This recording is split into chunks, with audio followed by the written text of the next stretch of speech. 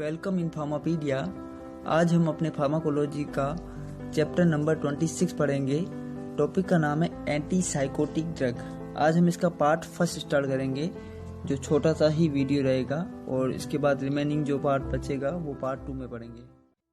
सबसे पहले हम साइकोसिस के बारे में जानेंगे कि साइकोसिस ये जो डिसऑर्डर है ये क्या होता है। इसके बाद हम देखेंगे कि साइकोसिस के जो मेजर सिम्टम है वो कौन कौन से सिम्टम रहते हैं। फिर हम देखेंगे कि साइकोसिस के अंदर कौन से न्यूरोट्रांसमीटर है जो डिसबैलेंस हो जाते हैं, और फाइनली फिर लास्ट में हम इसका ड्रग का क्लासिफिकेशन देखेंगे। फिर इसके बाद एक और वीडियो आएगा जिसके अंदर हम प्योर फार्माकोलॉजी पढ़ेंगे, जिसके अंदर हम जो ड्रग का क्लासिफिकेशन है उसमें जितनी भी ड्रग है उनके मैकेनिज्म एक्शन, उनके साइड इफ़ेक्ट, उनके यूज़, ड्रग इंटरेक्शन कौन कौन से हैं वो सब देखेंगे। फिर अपना ये चैप्टर कंप्लीट हो जाएगा। तो सबसे पहले इसकी सिंपल डेफिनेशन, साइकोसिस क्या है? ये एक मेंटल डिसऑर्डर है, दिमाग की बीमारी है। करेक्टराइज कैसे होगी?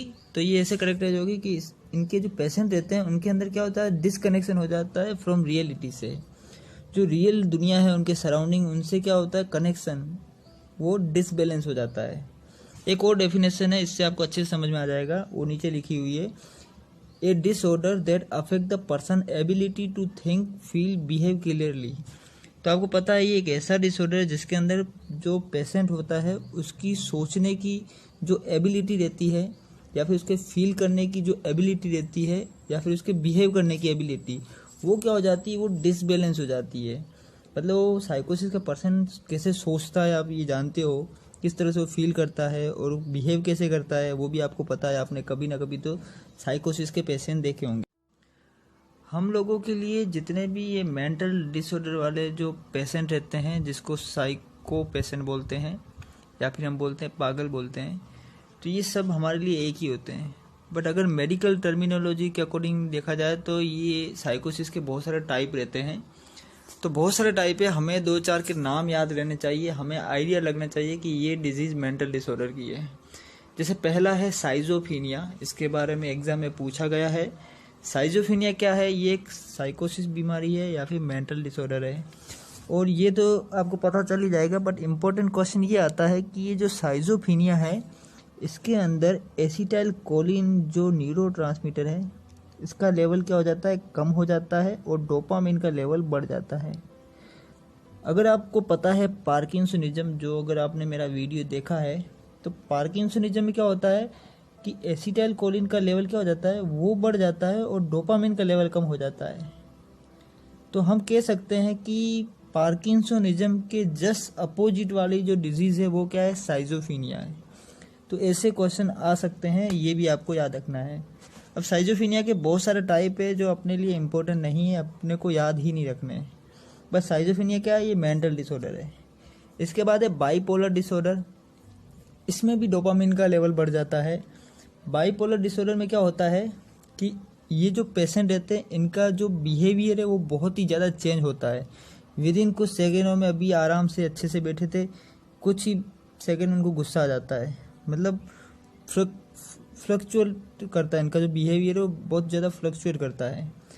आपको पता है हनी सिंह को बाइपोलर डिसऑर्डर हुआ था। तो बाइपोलर डिसऑर्डर में कौन कौन सी मेडिसिन यूज की जाती है वो भी मैं आपको बता चुका हूँ, अगर आपने मेरे पुराने वीडियो देखे हैं तो।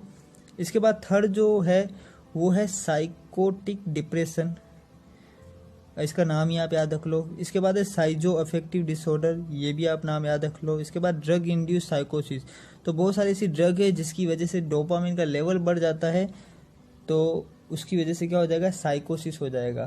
तो सिंपल सी ये आपको पता है, पार्किंसनिज्म में अगर हम ड्रग देंगे डोपामिन का लेवल बढ़ाने के लिए, लीवोडोपा या कोई ऐसी कोई अदर ड्रग जो डोपामिन रिसेप्टर को स्टिमुलेट करेगी, तो क्या हो जाएगा, साइकोसिस हो जाएगा उस पेशेंट को। तो इसको बोलते हैं ड्रग इंड्यूस साइकोसिस। वहाँ पे मैंने पढ़ाया था ड्रग इंड्यूस पार्किंसनिज्म, तो वो क्या होता है तो वो भी आपको पता होना चाहिए। तो वो जो एंटी साइकेटिक ड्रग होती है ना, वो क्या करती है, वो पार्किंसनिज्म करती है, और पार्किंसनिज्म क्या करती है, वो साइकोसिस करती है। तो ऐसे आप याद रखते हो, ड्रग इंड्यूस साइकोसिस और ड्रग इंड्यूस पार्किंसनिज्म, ये दोनों क्या है, ये दोनों ड्रग एक दूसरे की डिजीज कोज करती है पेशेंट के अंदर। तो आपको अभी तो इतना ही याद रखना है। अब हम साइकोसिस के कुछ सिम्टम देखेंगे। वैसे तो बहुत सारे सिम्टम हैं, अगर सारे सिम्टम आपको मैं बताऊंगा तो आपको लगेगा आपको ही साइकोसिस हो गई है, आप ही मेंटली डिस्टर्ब हो, पर ऐसा नहीं है। जो मेजर सिम्टम है जब वो अपीयर होते हैं किसी लोगों के अंदर तभी हम बोलेंगे हाँ ये सीवियर अफेक्टेड है, साइकोसिस का पेशेंट है ये। तो उनमें से पहला जो सिम्टम आता है वो है हेलुसिनेशन। अब ये वर्ड तो आपने सुना ही होगा, हेलुसिनेशन।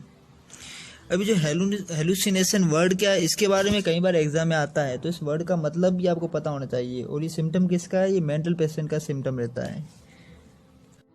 तो ये हेलुसिनेशन के अंदर क्या होता है कि जो पेशेंट रहते हैं उनके अंदर ऐसे परसेप्शन आने लग जाते हैं जिनमें वो किसी इंसान को देख सकते हैं, किसी चीज़ को वो टच कर सकते हैं, स्मेल कर सकते हैं, टेस्ट कर सकते हैं, बट वो एक्चुअल में वो चीज़ एग्जिस्ट करती भी नहीं है।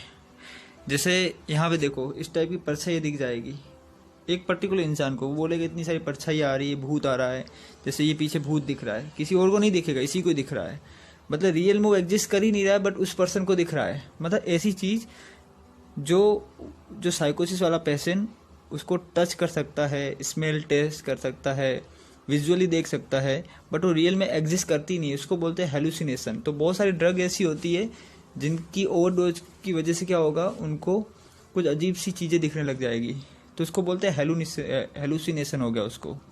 तो आपको ऐसे याद रखना है कि इसमें ऐसी सी चीज़ें दिखती है जो एग्जिस्ट नहीं करती, इसको बोलते हैं हेलुसिनेशन। इसके बाद जो नेक्स्ट है वो है डिल्यूजन। अब ये डिल्यूजन है, ये भी मेंटल पेशेंट के अंदर ये भी सिम्टम देखा जाता है। अब ये क्या है, ये false believe that conflict with reality. इसका मतलब ये हुआ कि जो पेशेंट रहता है उसको फॉल्स बिलीव हो जाता है, मतलब वो खुद ऐसा है नहीं, बट उसको इतना ब्लाइंडली बिलीव हो जाता है कि वो ऐसा ही दिखता है। जैसे ये केट है, इस केट को खुद में शेर दिख रहा है कि वो उसको लगता है मैं शेर की तरह हूँ। इसी तरह बहुत सारे ऐसे लोग होते हैं जिनके सपने होते हैं जैसे एक्टर बनने का, बट वो एक्टर बन नहीं पाते, बट उनके अंदर एक ऐसा फॉल्स बिलीव आ गया कि वो एक्टर खुद को मारना चालू कर लेते हैं और हर कहीं रास्ते में ऑटोग्राफ देख के घूमते रहते हैं या फिर एक्टरों की तरह बातें करते रहते हैं। तो वो क्या फॉल्स बिलीव हो गया।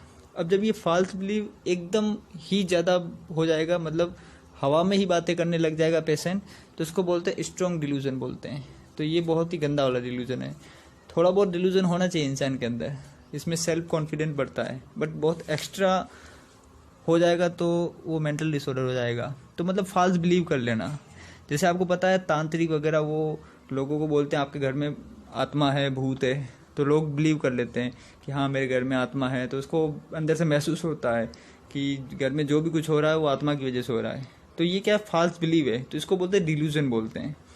तो एक छोटे लेवल का डिल्यूजन में भी मेंटल डिसऑर्डर नहीं हो सकता, बट एक स्ट्रॉन्ग डिल्यूजन मतलब वो मेंटल डिसऑर्डर हो सकता है। तो ये भी साइकोसिस पेशेंट के अंदर क्या रहता है, ये भी सिम्टम रहता है। इसके बाद जो नेक्स्ट सिम्टम है वो है ओसीडी, और इसके बारे में एग्जाम में पूछा गया भी है। ओसीडी किसका सिम्टम है, तो बोलना मेंटल डिसऑर्डर का है। इसका फुल फॉर्म क्या है, तो इसका फुल फॉर्म है ऑब्सेसिव कंपल्सिव डिसऑर्डर। तो ये जो ओसीडी है इसके अंदर क्या होता है, एक्सेसिव थॉट आते हैं। मतलब इसका सबसे अच्छा एग्जाम्पल मैं बताऊँ आपको कि अगर आप घर से निकल रहे हो तो घर के बाहर ताला लगा रहे हो, आपने जैसे ताला लगाया और आपको बार बार ऐसा लग रहा है आपका ताला अच्छे से लगा नहीं, तो बार बार आप आते हो वापस चेक करने, तो इसी तरह बार बार 2-3 बार चेक करने आते हो, तो ये क्या है, ये ओसीडी हो गया, मतलब आपको शक हो रहा है। तो ये जो शक वाली डिजीज होती है इसको ओसीडी बोलते हैं। जैसे ज़्यादातर कोई मेल है जिसका मोबाइल बिजी आ रहा है, तो उसकी जो वाइफ है वो सोचेगी यार ये किससे बात कर रहा है, कुछ ना कुछ उसका चक्कर चल रहा है। तो ये जो एक्स्ट्रा थिंकिंग, ओवर थिंकिंग बोल रहे हैं, इसी को क्या बोलते हैं, ओसीडी बोलते हैं। तो ओसीडी के तो बहुत सारे एग्जाम्पल होंगे, नॉर्मल लाइफ में हर किसी को ओसीडी रहती है। एक्सेस हो जाए तो वो क्या होगी, वो थोड़ी मेंटल डिसऑर्डर वाली ओसीडी हो जाएगी।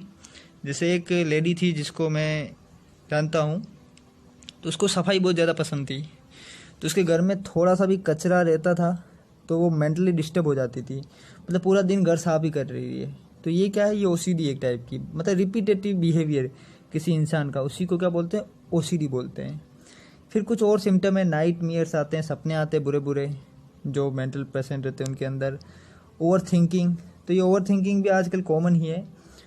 तो बहुत ज़्यादा ओवर थिंकिंग हो जाएगी, छोटी बात पे बहुत ज़्यादा सीरियस हो गया, बाउंस हो गया छोटी बात के लिए, तो वो क्या है, वो मेंटल डिसऑर्डर है। तो ऐसे बहुत सारे सिम्टम हैं। आज के ज़माने में अगर सारे सिम्टम देखें तो सारे लोग 90% वर्ल्ड के सारे लोग मेंटली डिस्टर्ब हैं। बट हमने मेजर जो जैसे डिल्यूजन है, ओसीडी है, हेलुसिनेशन है, तो ये सिम्टम जब किसी पेशेंट के अंदर आते हैं तब हम बोलते हैं हाँ ये साइकेट्रिक वाला पेशेंट है, इसको इलाज की ज़रूरत है। अब हम देखेंगे कि कौन से वो न्यूरोट्रांसमीटर है जिसके अंदर डिसबैलेंस हो जाता है और फिर वो साइकोसिस हो जाता है उसके अंदर। तो आपको पता है एक न्यूरोट्रांसमीटर है जिसका नाम है डोपामीन, केटाकोलामाइन भी बोलते हैं इसको। मैं आपको बता चुका हूँ कैसे बनता है, ये सारा मैं आपको एएनएस के अंदर बता चुका हूँ। तो ये जो डोपामीन है, इसका लेवल अगर किसी इंसान के अंदर बढ़ जाए तो साइकोसिस वाले सिम्टम उनके अंदर आ जाते हैं। डोपामीन जो न्यूरोट्रांसमीटर है ये होना चाहिए ब्रेन के अंदर, ये अच्छा रहता है, बट अगर एक्सेस रह जाएगा तो वो ज़्यादा मोटिवेट इंसान हो जाएगा। डोपामीन क्या है, एक मोटिवेट करने वाला न्यूरोट्रांसमीटर है। जब डोपामीन का लेवल बहुत ही ज़्यादा एक्सेस हो जाएगा तो वो क्या करेगा, वो इतना मोटिवेट हो जाएगा कि वो फालतू की बातें करने लग जाएगा, फालतू का बिहेवियर करने लग जाएगा। तो डोपामीन का लेवल बढ़ जाता है किसके अंदर, साइकोसिस या मेंटल पेशेंट रहते हैं इनके अंदर। और दूसरा एक न्यूरोट्रांसमीटर जिसको बोलते हैं 5-HT, ये हम पढ़ेंगे डिप्रेशन में अच्छे से, जिसको सीरोटोनिन बोलते हैं। इसका लेवल भी बढ़ता है, इसका ज़्यादा लेवल अफेक्ट नहीं करता, इसका लेवल कम हो जाता है तो उनको तो होता है डिप्रेशन, बट जब इसका लेवल थोड़ा बढ़ जाता है तो वो साइकोसिस वाला पेशेंट हो जाता है। तो मेजर तो है डोपामीन अपना, मान लो कि 80% अगर ये बढ़ेगा और 20% ये, तो साइकोसिस होता है, ऐसे मानो। मतलब मेजर जो न्यूरोट्रांसमीटर है डोपामीन बढ़ता है साइकोसिस पेशेंट के अंदर, और थोड़ा बहुत 5-HT। तो अगर हम अभी ड्रग इसकी देखेंगे, जितनी भी ड्रग है वो ड्रग क्या करेगी, डोपामीन के एक्शन को रोकेगी। कैसे रोकेगी, तो डोपामीन के जो रिसेप्टर है D1 से लेके D4 रिसेप्टर, इनको ब्लॉक करके ये ड्रग क्या करेगी, डोपामीन के एक्शन को रोकेगी। तो जितनी भी एंटीसाइकोटिक ड्रग है वो सारी इसी मैकेनिज्म से एक्शन देती है। तो जो ड्रग डायरेक्टली डोपामीन के रिसेप्टर को ब्लॉक करेगी उसको बोलते हैं टिपिकल एंटीसाइकेट्रिक ड्रग। जो ड्रग डोपामीन के साथ साथ 5-HT के रिसेप्टर को भी ब्लॉक करती है तो उसको बोलेंगे एटिपिकल बोलेंगे। ये तो होगी आपकी टिपिकल और ये होगी एटिपिकल। तो एटिपिकल किसको बोलते हैं, जो डोपामीन के साथ साथ 5-HT रिसेप्टर को भी ब्लॉक करेगी और सिर्फ डोपामीन को करेगी, तो उसको बोलेंगे टिपिकल एंटीसाइकोटिक। अब हम एंटीसाइकोटिक ड्रग का क्लासिफिकेशन देखेंगे। तो ये जो आपको क्लासिफिकेशन दिख रहा है एंटीसाइकोटिक ड्रग का, यही बहुत ज़्यादा इम्पोर्टेंट क्लासिफिकेशन है। वैसे आपको बहुत सारे और भी मिल जाएंगे, पर जो एग्ज़ाम में क्वेश्चन आते हैं स्पेशली फार्मा और नर्सिंग के एग्ज़ाम के अंदर, वो इसी क्लासिफिकेशन के अंदर से ही क्वेश्चंस आते हैं। तो आपको यही क्लासिफिकेशन अच्छे से याद रखना है। तो मैंने आपको बताया था एटिपिकल और टिपिकल ड्रग। एटिपिकल ड्रग किसको बोलते हैं, तो वो ड्रग जो डोपामिन के साथ साथ 5-HT के रिसेप्टर को ब्लॉक करेगी वो एटिपिकल। टिपिकल किसको बोलेंगे, जो सिर्फ डोपामिन को ब्लॉक करेगी। तो अब ये जो फिनोथायाजीन है ये मैं बोलूँगा ये टिपिकल है। टिपिकल का मतलब क्या हुआ, सिर्फ डोपामिन के रिसेप्टर को ब्लॉक करेगी। अब फिनोथायाजीन रिंग रहती है, वो नेक्स्ट हम वीडियो में देखने वाले हैं वैसे भी। अब इस रिंग के ऊपर अलग से साइड चेन लगी रहेगी, तो उसकी बेसिस पे सब क्लास है एलिफेटिक साइड चेन। इसके अंदर क्लोरप्रोमाजीन और ट्राइफ्लूप्रोमाजीन। इस फिनोथायाजीन रिंग के ऊपर पाइपेरिडीन रिंग लगी रहेगी, तो एक ड्रग बनेगी जिसका नाम है थायोओरिंडाजीन। फिर इसके अंदर अगर पाइपेराजीन रिंग लगा लेंगे तो आगे कुछ चेन्स लगेगी, तो फिर ये ड्रग बनेगी ट्राइफ्लूपेराजीन और फ्लूफिनाजीन। तो ये जो ये फिनोथायाजीन ड्रग क्लास है, इसके अंदर 3 सब क्लास आती है। तीनों की ड्रग बहुत ही ज़्यादा इंपॉर्टेंट है और बहुत बार एग्जाम में पूछी गई है। और ये कौन सी है, ये टिपिकल है। इसके बाद सेकंड जो क्लास है वो है बीटारोफिनोन। इसके अंदर हेलोपेरिडोल आती है, ट्राइफ्लूपेरिडोल आती है, डोपेरिडोल आती है और पेनफ्लूपेरिडोल आती है। अब ये हेलोपेरिडोल बहुत ही ज़्यादा इंपॉर्टेंट है, पोटेंट ड्रग है। ये सब हम नेक्स्ट वीडियो में देखने वाले हैं। और ये बीटारोफिनोन है, ये भी क्या टिपिकल है, डोपामिन रिसेप्टर को ही ब्लॉक करेगी। और बीटारोफिनोन का जो चेन सिस्टम कैसा रहता है ये भी हम नेक्स्ट वीडियो के अंदर देखेंगे। इसके बाद जो नेक्स्ट क्लास है वो है थायोजेंथीन। तो इसके अंदर थायोजेंथीन रिंग रहती है, ड्रग आती है थायोजेंथेन, फ्लूपेन, थायोजोल। अब ये इतनी इंपॉर्टेंट नहीं है, थायोजेंथीन क्लास नाम याद रहना चाहिए आपको। इसके बाद अदर हेटेरोसाइक्लिक कंटेनिंग ड्रग, जिसके अंदर पीमोजोइड ड्रग आती है, लोक्सापाइन, दोनों ड्रग बहुत इंपॉर्टेंट है, ये आपको याद रहनी चाहिए। फिर इसके बाद अब ड्रग है वो एटिपिकल। तो एटिपिकल के अंदर 5-6 ड्रग है, जिसमें इंपॉर्टेंट है क्लोजापिन जो D2 D4 रिसेप्टर को ब्लॉक करती है। नेक्स्ट वीडियो में हम इसका भी स्ट्रक्चर देखेंगे और इसका मैकेनिज्म एक्शन देखेंगे। ओनलाजिपिन है, रिस्पेरिडोल है, क्यूटिपाइन है और भी जिप्रासिडोन। ये 2-4 ड्रग के नाम आपको याद रखने हैं, ये सारी एटिपिकल है। एटिपिकल मतलब डोपामिन के साथ साथ 5-HT के साथ भी इंटरफेयर करेगी। तो ये पूरा क्लासिफिकेशन हो गया। अब नेक्स्ट वीडियो में हम अच्छे से पढ़ेंगे। अब हम देखेंगे कि साइकोसिस जो होती है बीमारी लोगों को क्यों होती है। तो इसके ज़्यादातर रीज़न ये है कि उसके सराउंडिंग इन्वायरमेंट कैसा रहा है पेशेंट के, वो सबसे ज़्यादा इफेक्ट करता है साइकोसिस बनने में।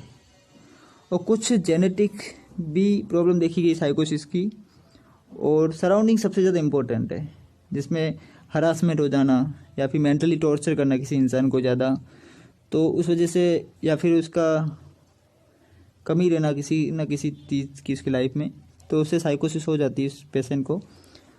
तो ये सब साइकोसिस होने के रीज़न है, और नेक्स्ट वीडियो में हम बहुत अच्छे से पढ़ेंगे इसके बारे में। थैंक यू मेरा वीडियो देखने के लिए। शेयर करो मेरे चैनल को, सब्सक्राइब करो। Thank you so much.